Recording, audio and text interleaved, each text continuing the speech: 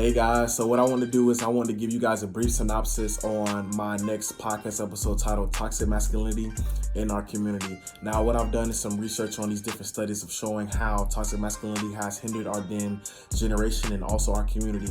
So what I want to do is tell you guys how males' outlook and persona have changed on sports, and how it has had a hindering effect on how we can contribute to sports, and also how a male is supposed to act also in public amongst their peers, and also in intimate relationships with their loved ones and with their peers. So I can't wait to share this valuable information with you guys. Stay tuned. There's a lot of valuable information coming from this podcast, man. I'm so excited to get this started with you guys. All right, stay tuned. A word? You're not gonna mention a special guest? Oh yeah, I forgot to mention we have a very it's cool. special announcement. It's cool, bro. Don't worry about it. I got it. I'll do it. Toxic Masculinity with Conscious Gems featuring Malachi Miles from Out Focus Media. Stay tuned. Hey guys, you are now tuned in with Conscious Gems, and the topic of today is going to be toxic masculinity in our communities.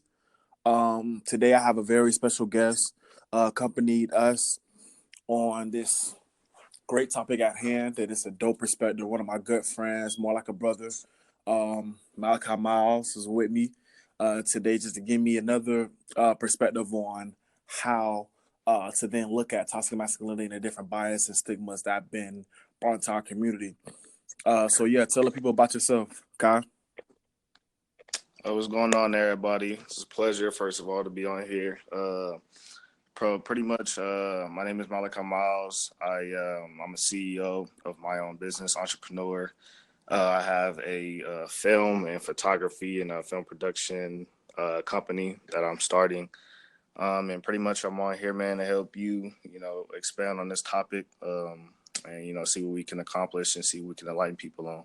Right. Dope, man. Just to enlighten you guys, he does, logos from music videos to movies to anything you would need. He's located in Vegas and all that. One of my good friends, he's helped me with my logo and different things like that. Just showing me different avenues that I can venture in to be able to just broaden my horizon on just becoming the best self, like my best reflection. So dope individual. But just to get things started off with this, I'm inspired to inspire you guys to be the best reflection of yourself as well. So you need people around you, like him, that brings out the best in you, that really challenges yourself to become the best version of yourself, So so I want to start things out with some interesting statistics that I've looked into, and that I think are very necessary to the topic at hand. So what I've looked up is that 86% of men agreed if a girl has a girlfriend or wife, he deserves to know where she is at all time. Also, 93% of men agree that guys should act strong even if they feel scared or nervous on the inside. Now, also, 96% of men agree that men should really be the ones to make the most money in the household to provide for his family, not women. And then one of the last statistics that I did read out was, reflected on, is that men should use violence to get respect if necessary. So, what's your perspective on just toxic masculinity in general, and these statistics that you hear me reading out to you? I feel like toxic masculinity is a topic that I feel like as a generation we don't really get to expand on in depth. I'm gonna be honest, I didn't really fully understand what toxic masculinity was until last semester when I was in class. We had a extra credit opportunity, and it was pretty much to go to a seminar about toxic masculinity, and it was explaining it so far in depth to the point where I thought I knew what it was just because I seen it, online. So for example, you would see a lot of posts about toxic masculinity. You see it through pop culture, and you see it as a derogatory term, that women usually use against men to explain how trash we are as a sex as a whole, So I didn't really understand, the full I didn't understand how in depth toxic masculinity went. So I went to the seminar pretty much to just, was explaining how it's presented to us since we were children, how it's pretty much been fed to us, since we were, in kindergarten, or since we were on the playground. It has a real effect on us as we get older and as we, go into adulthood. And the facts and statistics that you are providing, it's a reflection, of what we're learning, of what we learn as kids. Right. So, for example, when we're on a playground and, as a boy, you fall, you're not supposed to cry. That's looked down upon. You fall, you scrape your knee, you cry, or even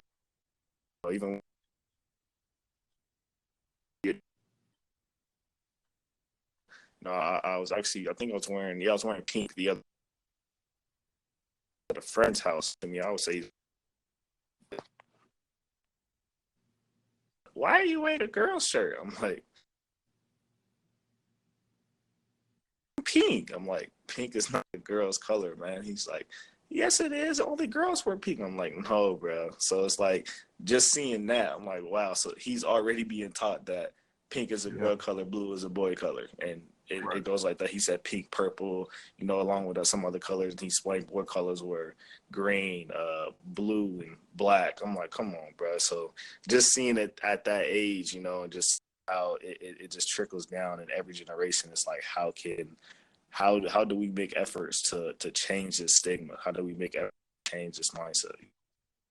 I think it starts early. If we like for us to make efforts is us starting early with certain things, because as far as like it even go back dates to like when you see a little girl or a little boy, how you compliment them. If a little boy runs fast, oh, you look so handsome. It's not even just, of course we say you look so handsome, but it's like, oh, you're so strong, you're so big, or you're running so fast, or stuff like that. But when it comes down to a little baby girl or anything like that, it's, oh, you're so cute, and look at your hair, and look at and we compliment the facial features as opposed to the physical feature, like the physical like attributes that the person has. So they're complimenting the difference, so they then have values amongst those different compliments. So then I'm getting complimented on running fast and being strong and not crying when I get hurt, something like that. That then teaches me those are the values I should have. And then masculine traits, yeah. Yes, exactly. Then with a female, I get complimented on my pretty dress, my pretty hair, my pretty face, just being stuff like that. So it makes you take it to account that, oh, these are the things I should hold up as value. You deal with it. So that's why it comes to the fact that people feel as though, we teach our children early that these are the values they need to have. So them not knowing any better, this is what they're going to have. Like, oh, blue is a boy color, or I should play with these type of toys as opposed to playing with these type of toys. Boys should play with cars, girls should play with dolls, and certain things like that. And it gets to the point where they grow up to think a certain way that boys should act this way and girls should act this way, which in a sense is okay. But it's also, I think it gets to the point where we should then teach people to be individuals, with letting them understand that it's okay to also be different, but also okay to understand that this is okay. Like, for instance, like I remember being little, and I remember in my city, like my mom had wanted to get some of me and my not me, my friend's mom wanted to get him in gymnastics, but I remember him saying that his other friends would say that was like, that's gay, or why would you do gymnastics? You need to play football, certain things like that. Like, it's not even thought about that we could start off being in the gymnastics. Like, look how dope that would be if we then would like invest ourselves with not just saying, oh, basketball, football, or baseball. You feel me? Like, just imagine if we took upon the role of saying that, look, there are other things out there for us to be able to do. It's not just thinking that we could just do certain type of sports. You feel what I'm saying? And also just giving us the fact that we don't have to be, we don't just have to look for a way out through sports. You feel me? Because people just feel like, oh, if I'm not good at sports or music or certain things, then it's no way out. But ultimately, we have more attributes to ourselves than just our physical features. You feel me? So, right. I think just staying on the topic of sports, I remember I was telling people at a young age. I remember I was 17, saying, I wish I was more flexible, and I remember telling people, when I get older and I have children, if I have a son that wants to play, sports, I'm going to put him in gymnastics first because he can get a wide range of flexibility at a young age, which will prevent injuries in the long run. And if he wants to stay with gymnastics, he can. But of course, I'm gonna have him try all type of sports. But for the flexibility and prevention of injury aspect, that's the reason I wanted him to do gymnastics, because that's something I wish I would have did when I was younger, because I would have probably had less injuries. I would have been more flexible, and I would have been able to expand, my ability as an athlete. And when I said that, of course, as being in high school, you're gonna have other, my peers that didn't agree. I'll probably say about 90% of them didn't agree and said, why would you do that? That boy gonna turn out to be gay. I'm like, come on. So if he do gymnastics, he's gay, being flexible is gay. What sense does that make? Because if just because he's in gymnastics, that has nothing to do with, his sexual preference. So we automatically have that stigma that because gymnastics is, perceived to be female dominated, if a male gets in something that's female dominated, he's going to come out to be feminine, when that may not always be the case. And it could be the same, for women wanting to play football, or it could be, women playing basketball. They're perceived that when you see a woman who's a basketball player, most likely they're going to be assumed, or most likely people are going to assume that they're gay.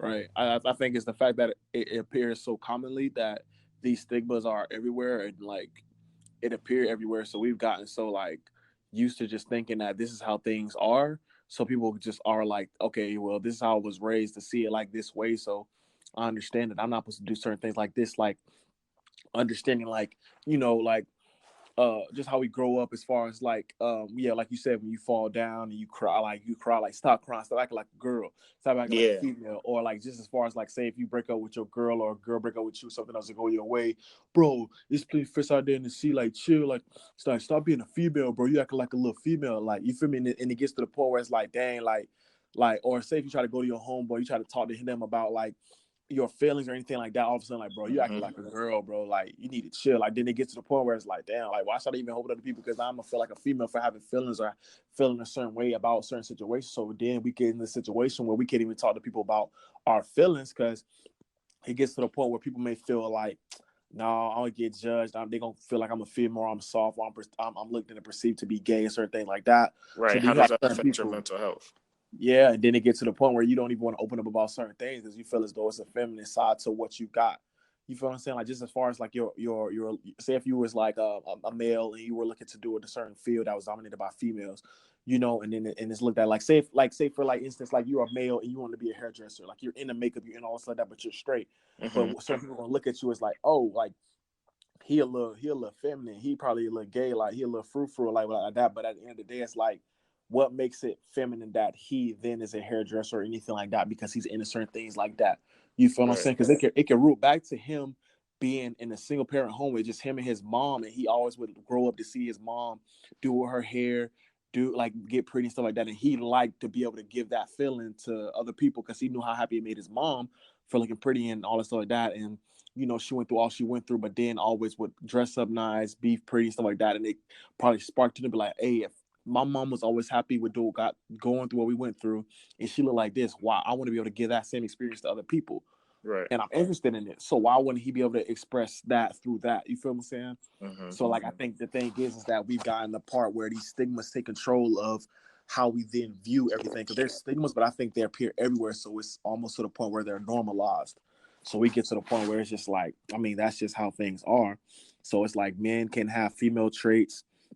And then also, I think, to be honest, I think the toxic masculinity is also present in the LGBTQ communities and the straight community. Like, I think it goes like for one and the same, because of how men are looked at as, and then how men are looked at as in the LGBT community, how they're supposed to act in certain things. I feel like that's how it is, from the style of music we're supposed to listen to. You feel what I'm saying? Like, to the type of things we have to go and do in our extracurricular activities. I feel like it's a lot of things that are just looked down upon. Yeah. But I think a big thing is too, is like I think people feeling as though they have to pretend or have to feel as though they're real hard at least using violence as showing a sign of respect. Using of what? showing like violence. Oh, violence. Like basically like people not gonna respect me unless they know I'll shoot somebody or kill somebody or hurt somebody. You know what I'm saying? Right. So I felt like that's been instilled inside us to make people feel as though, you know what, bro, like then nobody can respect me unless they think unless they're scared of me. It is not even a sense. Like, you know how many people respect me just because of my peace of mind. I understand I'm a big individual, but at the same time, more people respect you with more of the, I feel like the perspective you then would have. You feel what I'm saying? Right. Like, so from your sense of humor, or whether it's from your perspective of being able to think outside the box and stuff like that. I mean, because being scared about somebody goes a long way. I mean, you could respect somebody out of fear, but respecting somebody of what they can bring to the table is a whole other type of respect. You feel what I'm saying? Right. So I feel like the most toxic thing, you know, men can do is hide their feelings. I feel like the most, you know, toxic thing that somebody can do as a man is hide his emotions and hide his weaknesses. It takes a very strong individual to put their weaknesses and their emotions and feelings out there on the table and be vulnerable. That's very strong to do. I feel like only somebody, you know, who is really afraid of that stigma will hide those things, as, you know, because they want to be seen as stronger, tougher than other people. And, you know, like if that's a way to prove your manhood, which, you know, contributes to violence at the end of the day, because it reinforces aggression, you know, to try to prove that, you know, I have more respect, or, you know, my manhood is at a different peak than yours or because my physical attributes. I don't show weakness.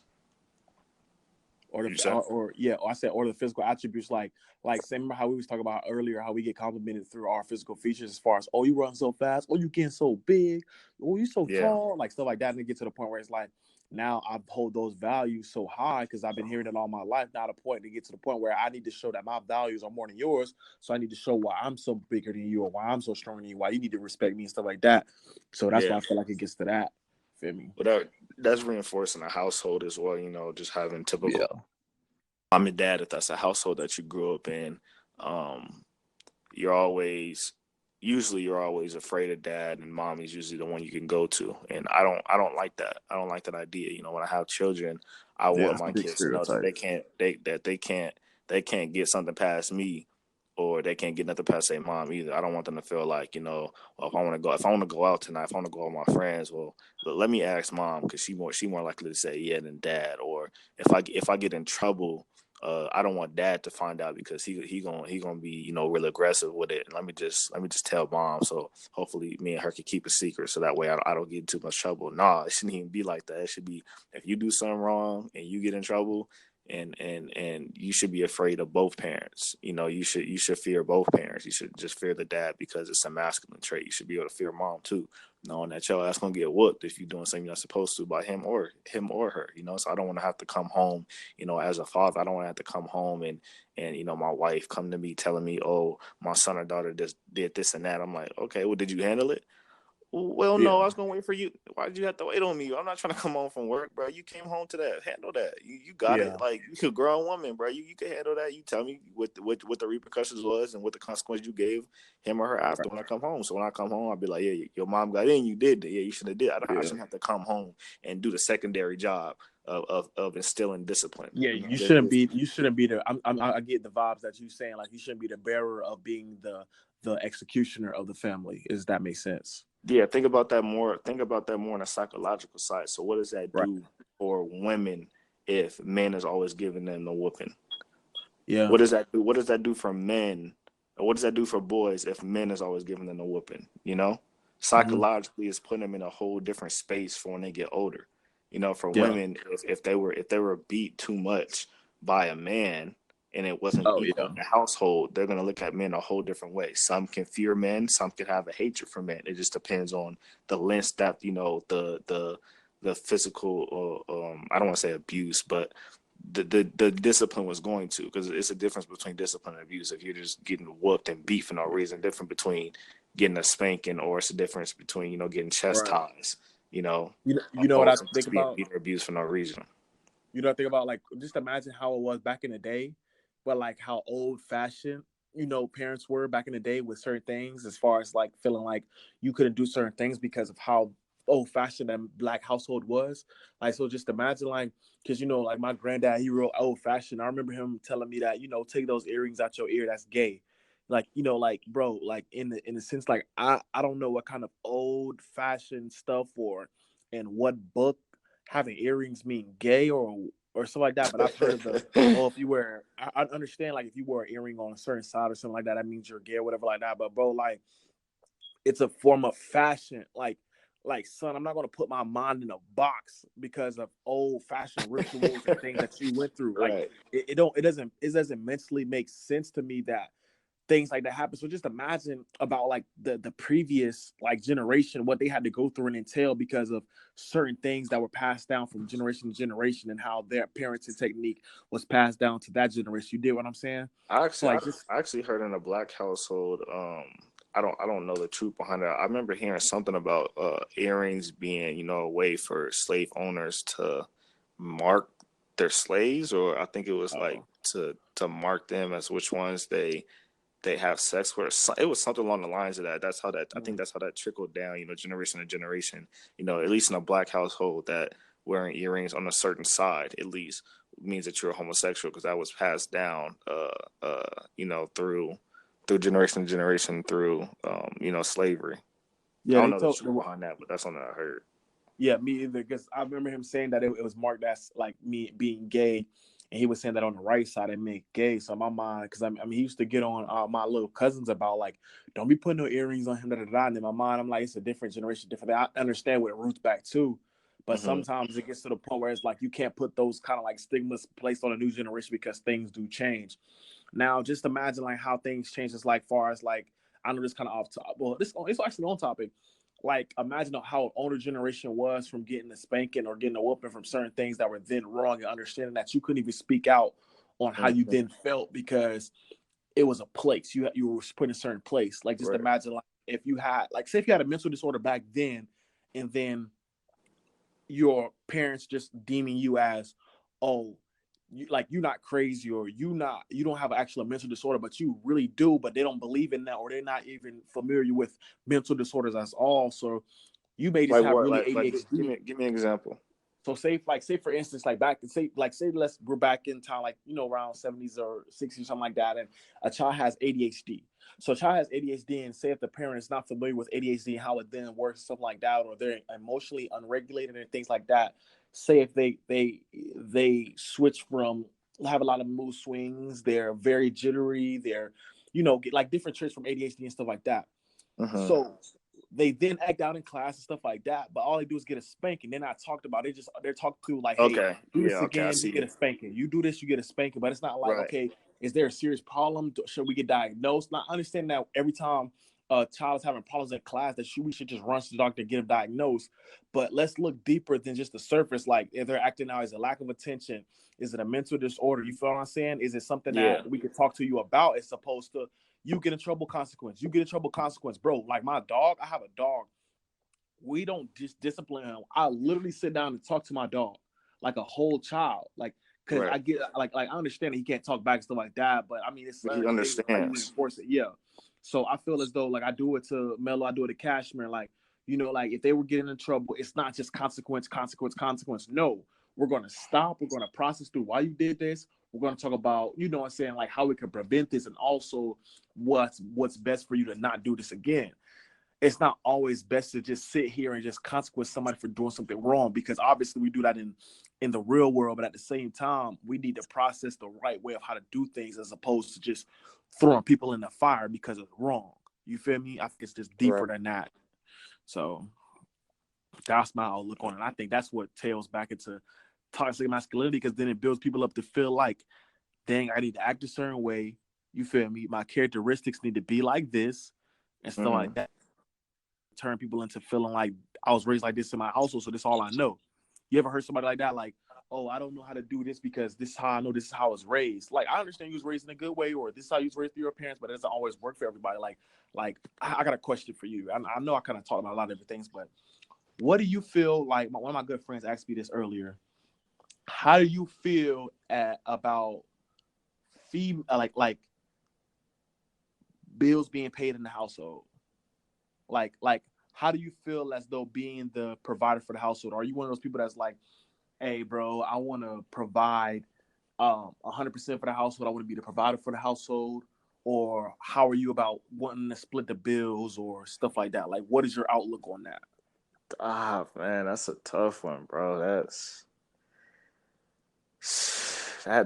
just depends on, who got it, who got the Mm-hmm. bread, who's the breadwinner, in the relationship. Because, you know, if I have a lower paying job, than my girl, I can't pay for everything all the time. So Yeah. it just goes to the psychological, am I okay with that being the circumstance? Mm-hmm. Uh in the long run, no. Where I'm at in life right now, I understand. I'm young.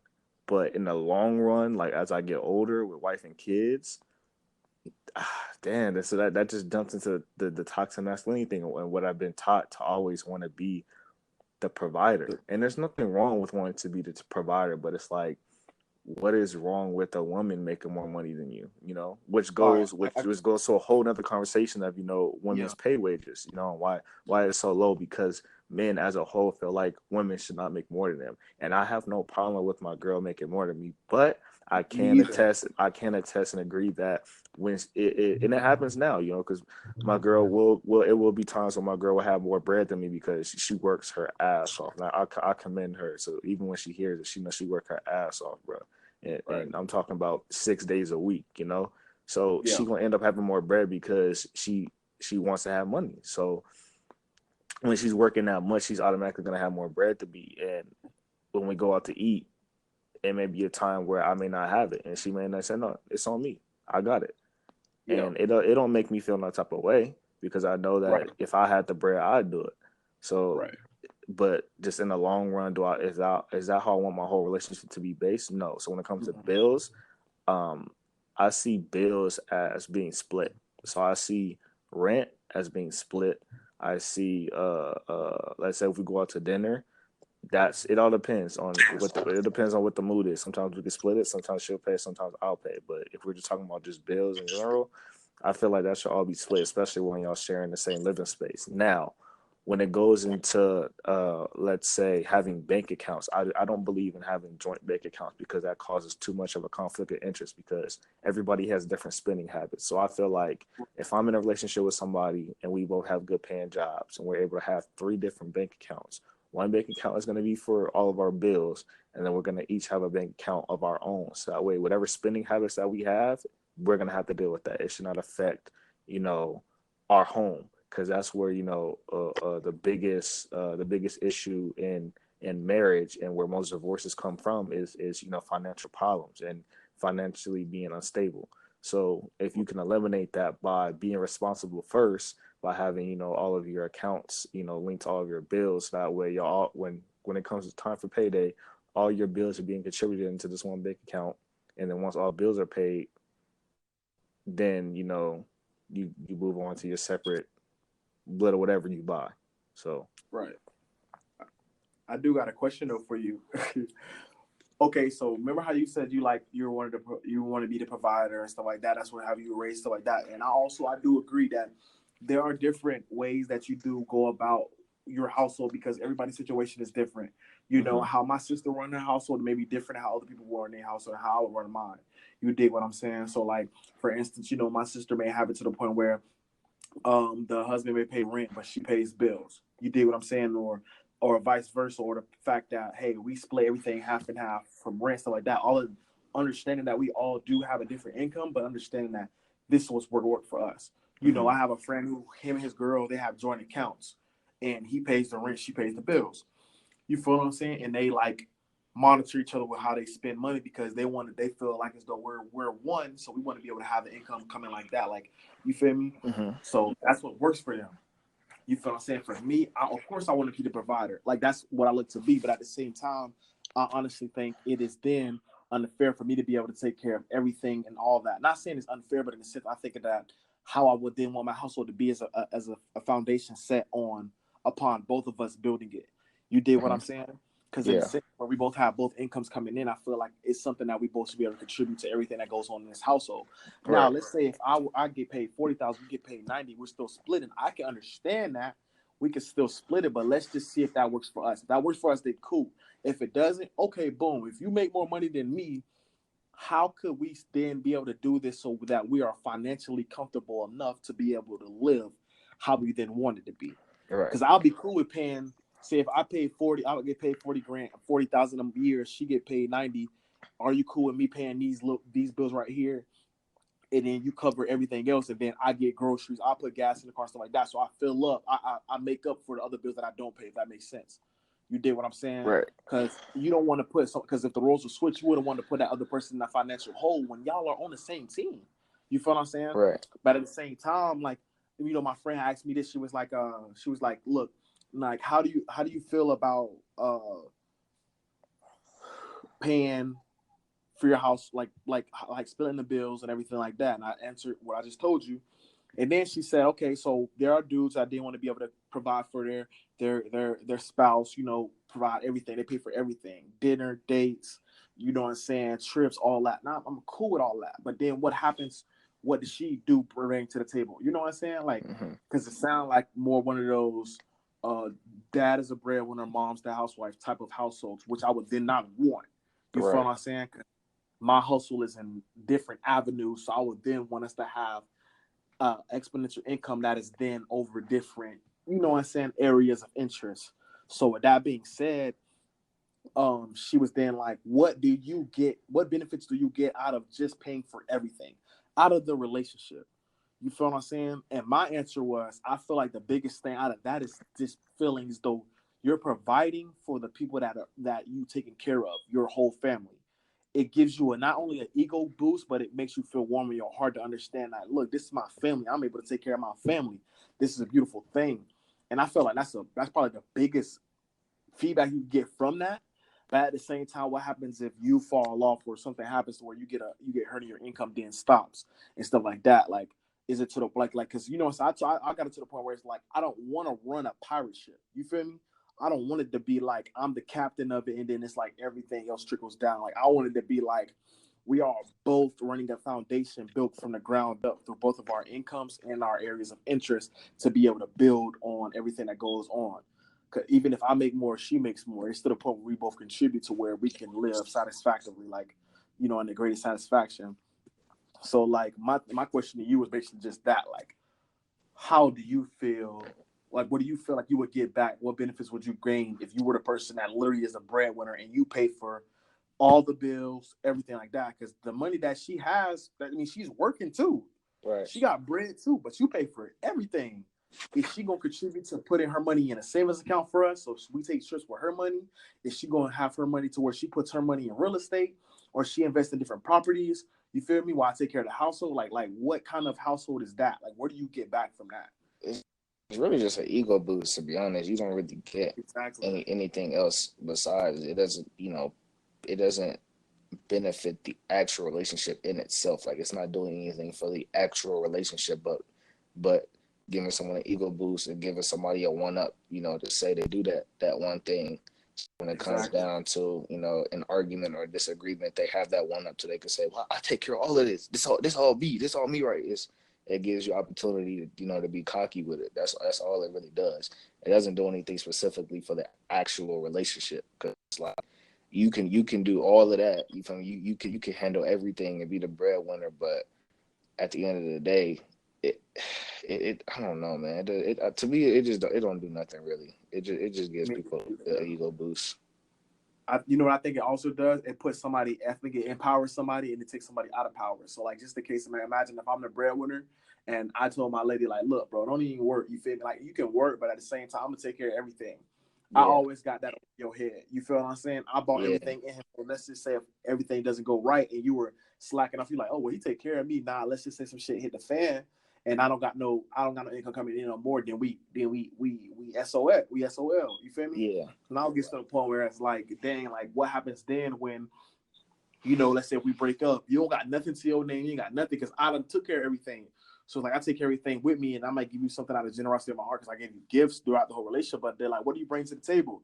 Like I feel like the whole point of a woman women being, you know, beautiful, strong, and independent is the part that they could then bring that to the table because we don't have to pick up as much slack. Why would I then want a woman that's so independent, that brings so much to the table, that is so educated and all this stuff like that? But when it comes to providing, I'm supposed to be the only person that do that. You feel me? Right. Like, I feel like it doesn't make sense, because why would I then want to have you not part of my team, but part of the foundation that I'm going to build, if the attributes that you have are going to be overshadowed by me providing everything? All right. You feel me? So right now we're talking small scale. So let me give you a scenario feedback. So tell me what you gonna do if you come up and you become a multimillionaire. I'm talking about $10 million in your bank account. Right. Okay. Is your girl gonna work a regular job? Work a regular job? No, because this is the thing. I feel like I put us in position of power. Right. You feel what I'm saying? Let's just say, like, I got this money in the bank, so that money right there, some of that stuff is going to be for investment. Some of that stuff is going to be for taking trips. Some of that stuff is going to be for us personally. Some of that stuff is going to then be also saved. Some of that stuff is going to be put back in the foundation of my family for them to be taken care of in the right fashion. So what is she supposed to do? She's going to do whatever her heart desires. But one thing she will not do is not work. You feel what I'm saying? What if she don't know what she want to do though? Because that's something that we would then be able to talk about before I make it big. Because even like, that's the thing, that's about timing. It's was she there before or after? But no matter if she was there before or after, what I do have around me is hustlers. Like, I feel like I am a hustler, so I feel like her being around somebody like me, it only would then entail her to be like, fuck, I gotta get it. You feel what I'm saying? Yeah. That's like when you're around certain individuals, it makes you act a certain way. Like, I feel like me being me and who I am, I attract that kind of energy. You feel what I'm saying? And I would then wanted to be able to ask her, like, what's your plans the next 6 months, next year, next 2 years, and things like that. Like, what, like, because if I have the money, she like, well, I have this regular job right here, and I've been with you, and you've been making big plans, but I got this job right here, whether it's just me doing something simple. And I always have big dreams to run my own business, or I want to sell natural beauty products, or I want to sell T-shirts. I want to do hair, or I want to start a type of cleaning service. No matter what it is, all right, cool. I'm in a position of power to where I can do that for you. You dig what I'm saying? So now it's to the point where it's like I use my money to empower you. I never hold that over your head, but I'm willing to invest. You see what I told you with that 10 million? I'm in there to invest, get back to my family, take trips, and also take care of my family. So I'm part of the investment part of it, and the taking care of my family part. Those two are one and the same, because I'm going to do that with her. I'm going to invest in her business, and I'm going to take care of my family in the same way. You know why? Because when I put the money inside of her business, it's coming back to my family. Why? Because she's part of my family. So that's how you keep the money flowing within the family. So then it's getting to the point where it's like, we use that money to empower all of us, and then I bring her dream to life. You feel me? Did you see what you did just there? Nope. Do you see how toxic masculinity is already in full effect as we're talking about it? How like break it down to me. Name the things you said that she would do if she were to get some bread. You said hair. You said beauty products. Yeah. You said, what else did you say? You said running her own business, anything. No, you said, you didn't say running your own business. You said cleaning, but you see how you named all things that are quote to be feminine. Right? Yeah, you didn't just say run your own business. You started naming specifically things: hair, beauty, cleaning. I'm talking in the beginning. Yeah, like, I know. Of course, these are in the running Would you have said that same thing if it was about a male friend? You wouldn't have said beauty. A male friend, but if I was saying a male friend, I'd probably just be like real estate, or say anything about why didn't you say that for her? That's what I'm saying, because toxic masculinity, you feel me? It's already psychological. It's already pre inputted in your head. When you think women, you think these things. When you think men, you think these things. You think these things. Right.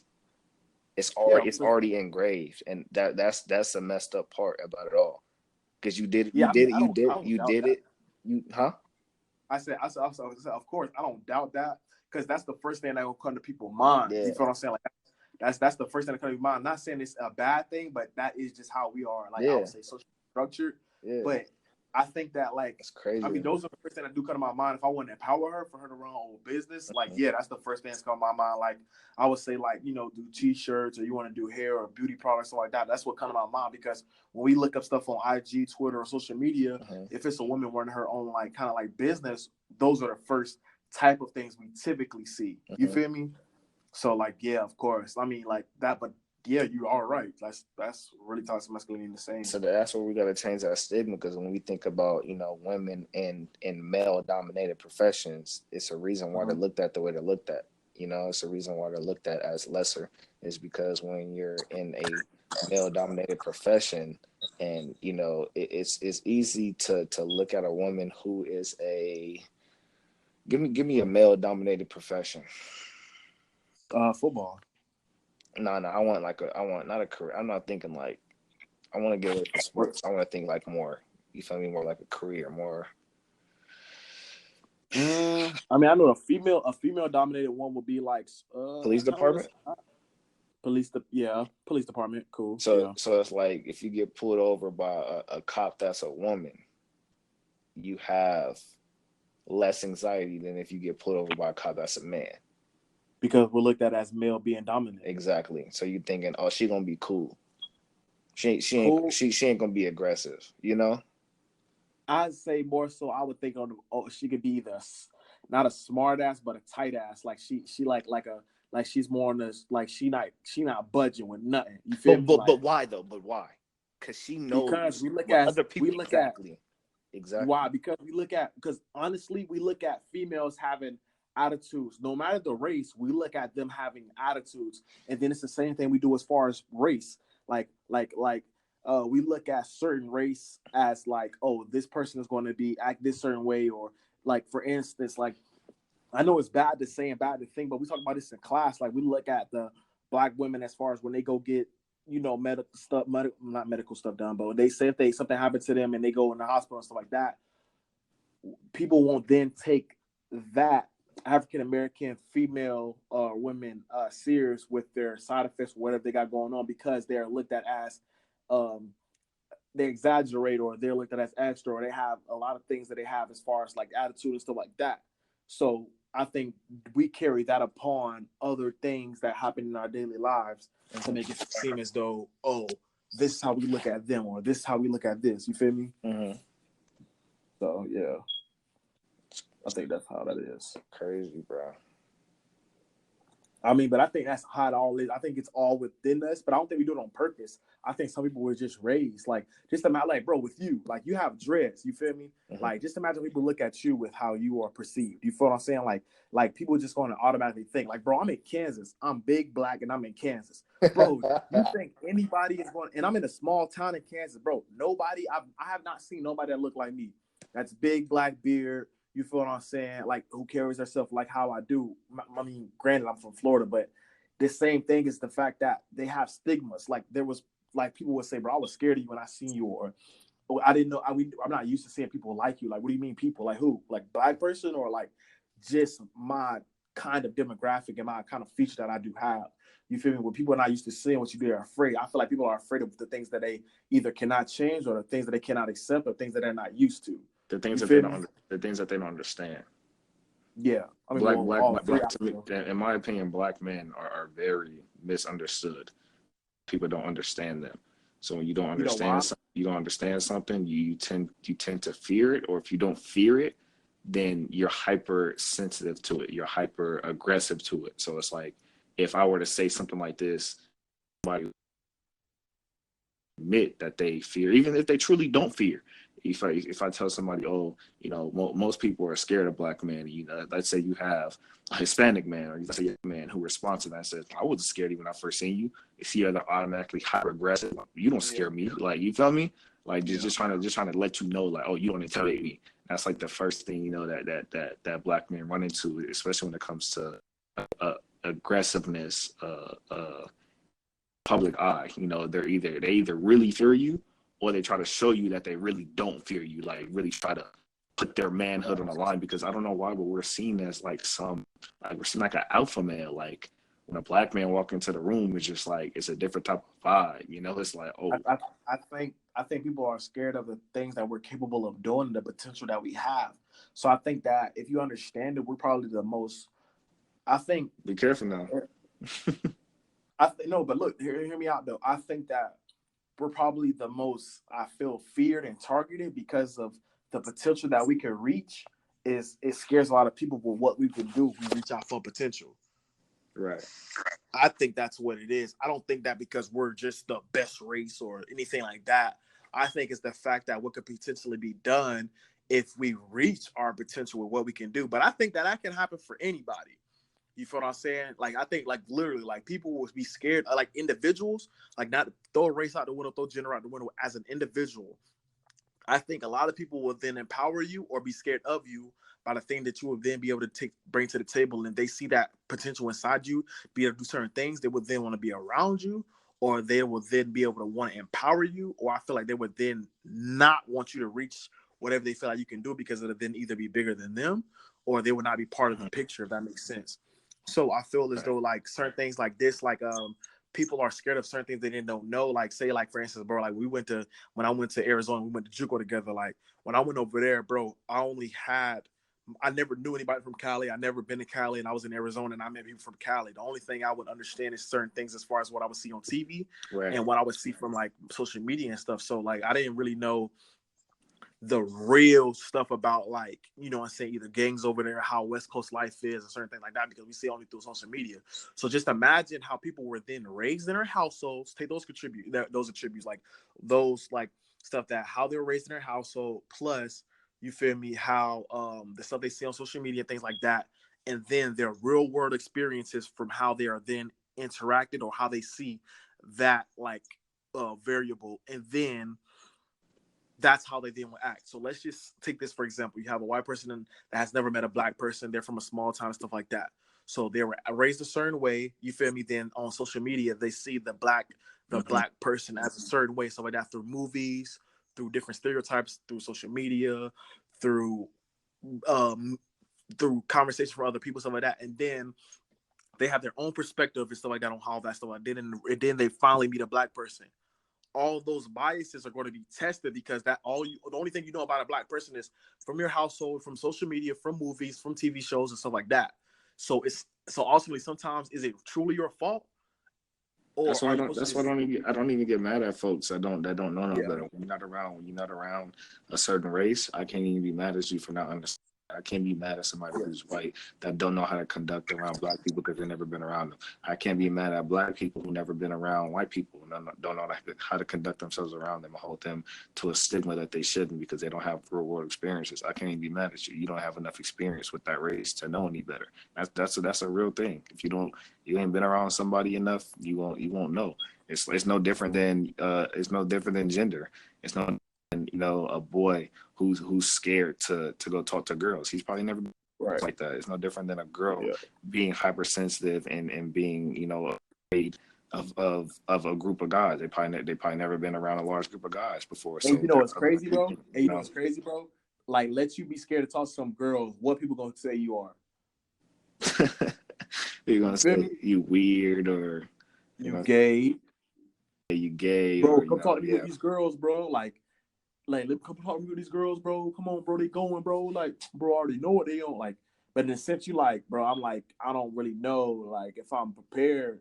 You feel me? I don't even know if I'm prepared to even go down that road yet, because like I'm socially awkward, or I don't know how to talk to females right now. I don't know how to say. I don't know if I'm supposed to be my goofy self or I'm supposed to be too cool. Or, you feel me? So like sometimes like people just don't know and they don't want to mess that up. First, they want to be able to do it the right way, because you know what I'm saying. Sometimes they don't know how to play wingman. So like you have those situations where that stuff happens. So I think like it gets to the point where like our neurotransmitters can then be altered at a young age to where we can then act at a certain age as we grow up. So it has us acting in a certain way because how we were then, I want to say programmed, but how we were then being nurtured, like how things around us would then help us create and like think a certain way and stuff like that. So I think another thing I wanted to ask you, like, how do you feel about like the big stereotype about like men not wanting to be in their children's life, or men not being suited to be a single parent? Like, how do you feel about that? Because I know like your situation, but I think that they should hear your situation as far as what went on with you?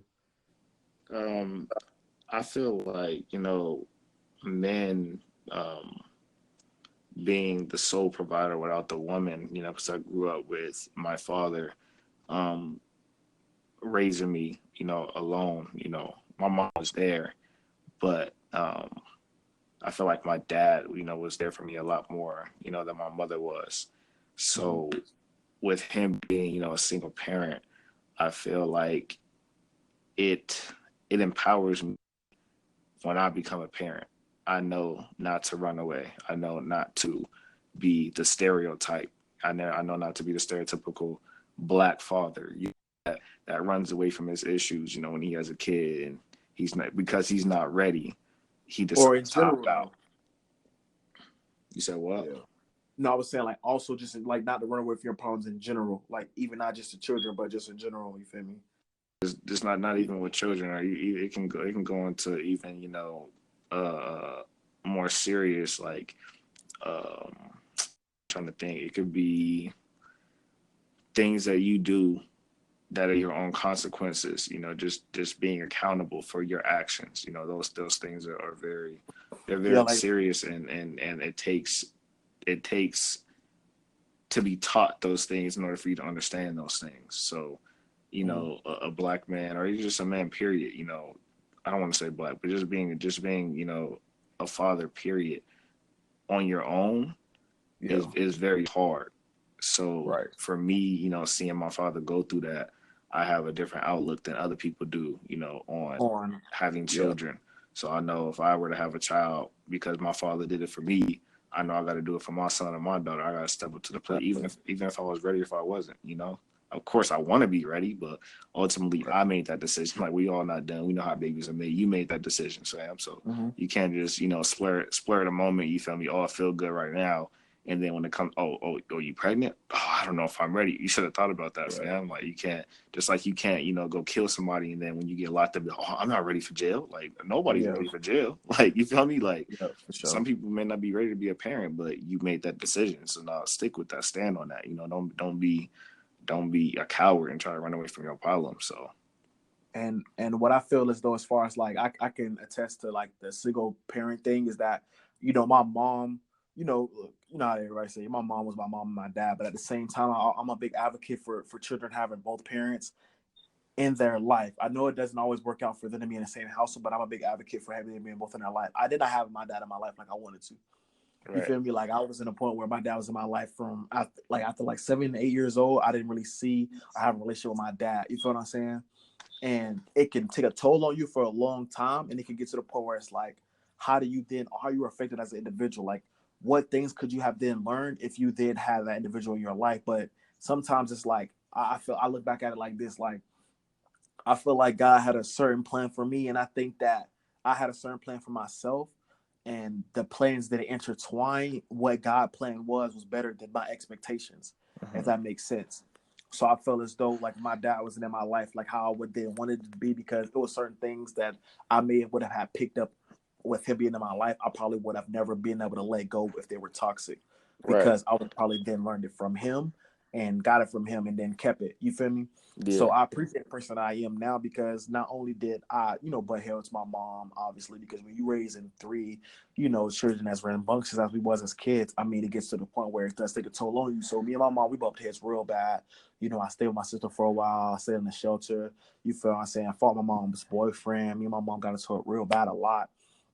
And I think it got to the point where I had to wise up, and I never really realized like, why did my mom act like this towards me? Like, why was I targeted? Like, why would my mom take, other people's side over mine? And it would make me feel as though, I was never good enough. And it still hurts me to this day, because it's like to the point where it's like, dang, like, am I not good enough for certain people? So I have this thing that I constantly fight myself with like in relationships with my peers, or whether it's a female or anything like that. It's like, dang, what if I'm not good enough? Or what if it's to the point where they walk out and they leave? What if they choose somebody over me? Because, because I feel like sometimes I just asked my mom questions about certain things, and it was like, oh, you're out of your place for asking that, when I just wanted to live better. And it got to the point where it was like, damn, like what happens if now it got to the point where like I build a habit of not asking for shit, even if I'm struggling like real bad. I won't ask for nothing. Right. You feel me? Or it gets to the point where it's like you know, if something were to happen between me and that person, they would do something spiteful. So I'm in fear of not even having an argument or provoking that person, but it was like they'll do something behind my back without telling me because of things that I've then went through. Right. Or also scared of opening up because it got to the point where it's like that person would then pick up my problems, but then when things hit the fan, they would then leave when it's convenient for them, but I'm still stuck with that problem. So I got to the point where it's like I rather just go through it by myself because I don't want to be able to put the weight on somebody else because they have the option and they can then build up the audacity to leave whenever they would then want to. So then it would get me to the point where it's like, bro, like I'll deal with it by myself. You feel me? Because I wouldn't want to have that situation where it's like, dang, they finna just leave anyway, so I might as well just suffer by myself. You feel me? Because maybe I may care about it they may not care about it as much as I do right now. You did what I'm saying? Yeah. Because they can pick it up and put it down. But it got to the point where I had to realize as I got older and mature, like maybe I was out of line for certain things that I said or did because my mom was already dealing with certain things. So it was a priority list that I had to figure out and had to learn about it. That's how I learned respect so much because I was either wondering so much about why people would do what they do and why people would say what they said. And I had to put myself in their shoes and then relive different moments that I seen or witnessed from them and then act in their manner hypothetically. And then I would be like, wow, this is why they did what they did. Maybe she did like this because she didn't have a father or certain thing like that. Or maybe she had like this about that. Maybe I used to do the same thing for my dad. Like while my dad wasn't in my life, I used to blame like why he did what he did for that. And it was like when I wanted you there, you weren't. So what's the point of me feeling like I should accept you now if it got to the point where you've been gone for so long? Like it's almost like you missed out on the things on the time where I needed you the most. You feel what I'm saying? And I like the way I turned out, but the things I had to go through in a sense by myself. I mean, it's only a certain road sometimes in a certain age you go through to where you got to cover certain things alone. And I think I did it more times than I needed to because my mom does it the same way. And that's a trait I picked up over my mom is that we'll rather suffer in silence and by ourselves than put the weight on somebody else for it to suffer with us or for them to pull us out of that suffering. You feel me? Right. So it's like, you know, I had to realize a lot of those things and those characteristics about myself by seeing how my mom went through things and understanding that this is a better way to go about it. But then also understanding that if I have the power to help, like to be down on myself, I also have the power to empower myself. So those are great characteristics I did get from my mom, but also me and my mom have, you know, I think me and my mom both have like, you know, real bad anxiety and depression, stuff like that. And it's affected us in bad ways, but also it's helped our creativity because we have a lot of intrusive thoughts. Intrusive is like a lot of thoughts that come in without you being able to block them. And it helps us be real creative and stuff like that. So that's why it sounds like every time we talk about, you know, how we talk about our business ventures and stuff like that, I get like 1,000 ideas and I can't help it, but it's because of how my mind thinks. You know what I'm saying? So that's how that stuff goes. But I mean, it just goes to show you how people can be affected by relationships with their parents and stuff like that. And it pours into toxic masculinity. And it made me realize like I would never want to be like how my dad treated me towards my children because it's a certain thing that the word affected me. Maybe it may affect my children differently or it may affect other people differently. So you can't expect everybody to turn out perfect when certain circumstances. You feel me? Because people in my circumstances would have probably never turned out the way I did. And I commend myself for keeping everything together because there was people in my life that was there to make sure that I turned out the right way by going to school, by playing ball, by, you feel me, staying focused, you know what I'm saying, leaving females alone and focusing on the right thing because there was a certain amount of potential growth that people wanted me to reach and I wanted to reach it as well. And all I needed was a little push. Some people need a little push. Some people need a lot of push. Some people don't even want to push. But you just have to figure out what works for that person and what works out for you so you can be able to reach that. And that's why sometimes I say this, I feel like I'm inspired because my story and my history and my background and everything brings to the table that fact that I am what I am and I'm living proof of understanding that you can make it out of any situation that you do. Because I mean, you know what happened with me in my situation from you know, my childhood, from USF, from football to, I mean, you've seen the adversity and the overcome of the adversity. So you know, you can tell that I'm a living testimony, but I'm not only one living testimony. You are, other people are, and stuff like that. I just brought it to light. You feel me? I don't use it as an excuse. I use it as a guideline or like, hey, I did it.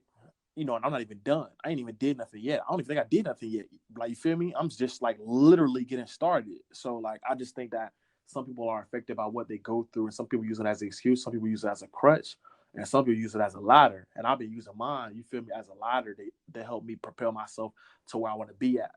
So, like, I don't want to use my dad wasn't there for me as an excuse or my mom, you know what I'm saying, abandoned me. Like that's not even an excuse. You feel me? My mom didn't abandon me. It was certain things that me and my mom didn't agree on.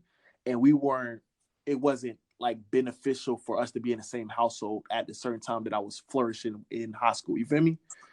So like some people want to understand that if you're not in that household, and some people want to understand that if you didn't realize what my mom was going through at that point in time of her life, or what she went through when she was little. I mean, it's hard stages in your life that you go through that it's hard to be able to pull yourself out of by yourself. And sometimes you got to go through certain things by yourself to be able to get out of it by yourself. You feel me? So yeah, I mean, I feel like that's kind of how things went for me though. But I agree. Yeah, so I think what I would want to ask you, like with our closing question, I feel like I think this is a real beautiful question. I think like because I've asked this a number of times to people and stuff like that. I love their like responses, but the closing question for like today's podcast is: do you think the male has to love the female more in order for it to work? Do I feel like the male has to love the female more in order for a relationship to work? Yeah.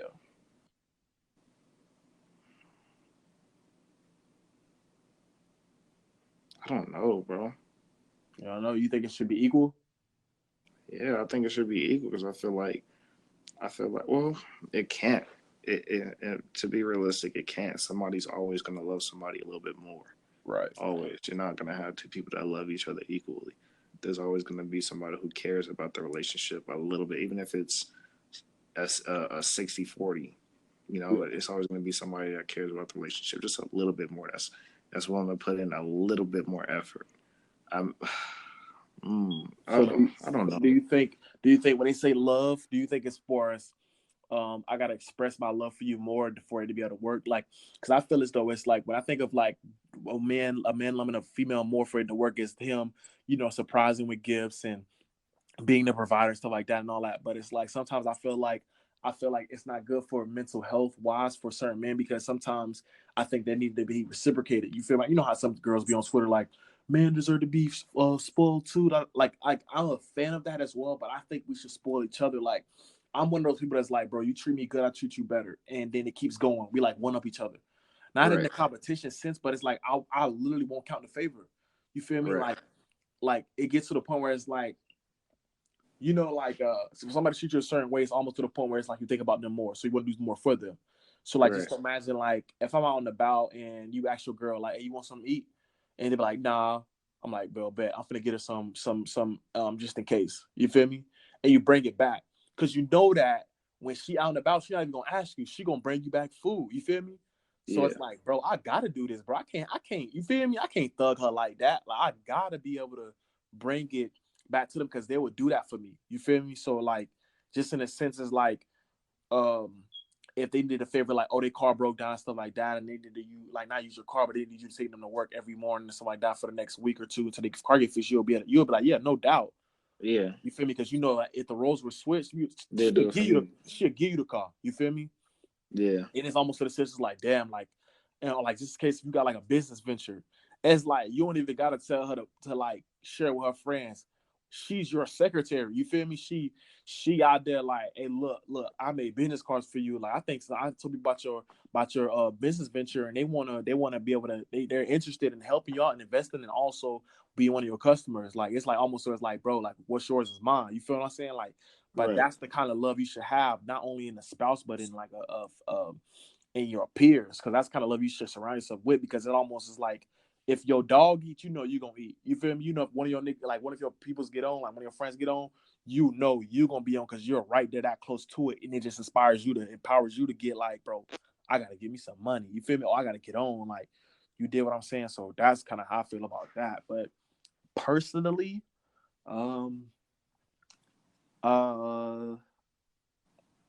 think, oh yeah, it is a tough one, but I do think that in a sense, a lot of people do it like this.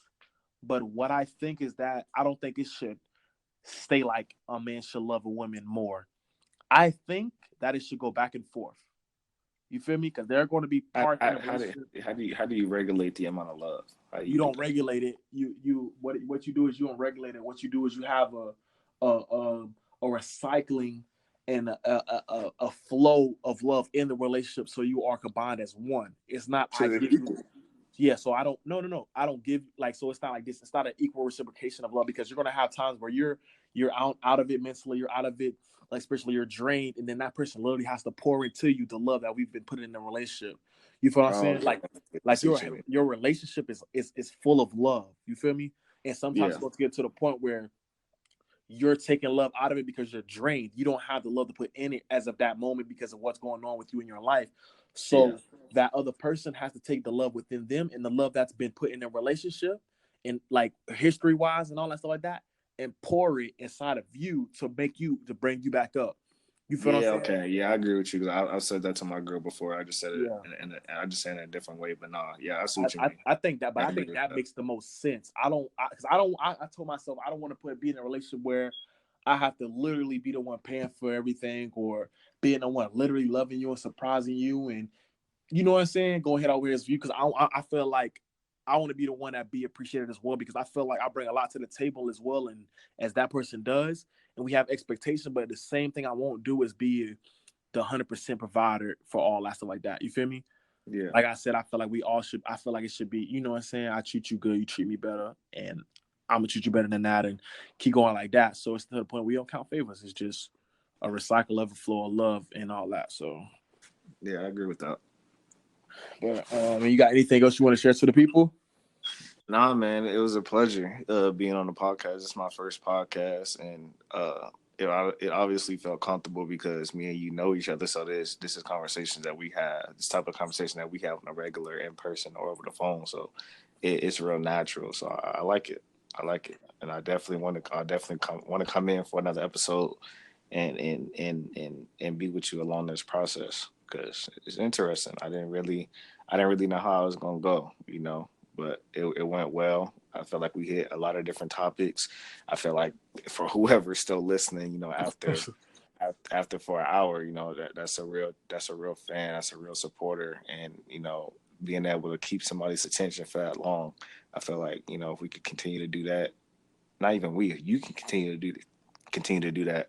This can take you a long way, fam. Yeah, for sure. I really appreciate you being on the episode, and I needed a lot of feedback and perspective on stuff like this because I mean it's great to be able to bounce ideas off of each other and to be able to see how the mind actually works in different circumstances and situations because I think these are things that we should be able to bring to the table and bring like to show like, hey, bring awareness to these different issues because these are so common. These are things that we deal with on a daily basis. So being able to have you on here to bring your different perspective on here, just to be able to have proof to show like, hey, these are real life people that go through these things, and this is their feedback and their take on these certain situations and topics. So definitely gonna have you back on the podcast. Definitely dope. I definitely appreciate you being here on the podcast, stuff like that. Yeah, tell the people your information and stuff like that so they know they can find you at and everything too. Also, anything that you want to find me at is G1 Our Focus Media. So, if you go in on Instagram, if you type in Our Focus Media, you'll find me. If you go on YouTube, you type in Our Focus Media, you'll find me.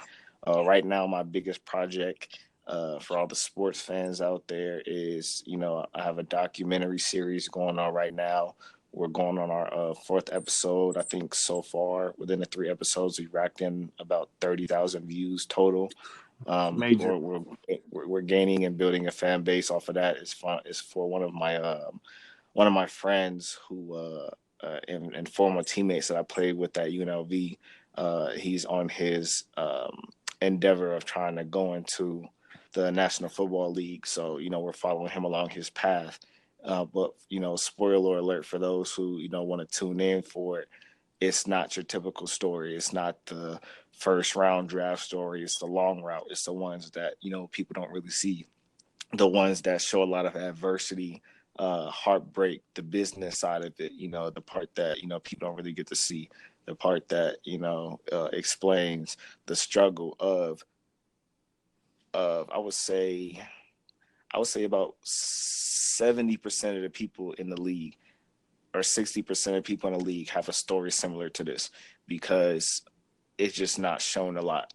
The story that's publicized the most is the first round draft story, the success stories that come, he was very good in high school, very good in college, came into the NFL or came to NBA or whatever, league they went into and was a star. They didn't show the one where all the odds were stacked up against you, and every episode is a cliffhanger. Every episode leaves you on the edge, and you're feeding for more because you start to become a fan of Jarquez. You know, that's his name, Jarquez Khalili.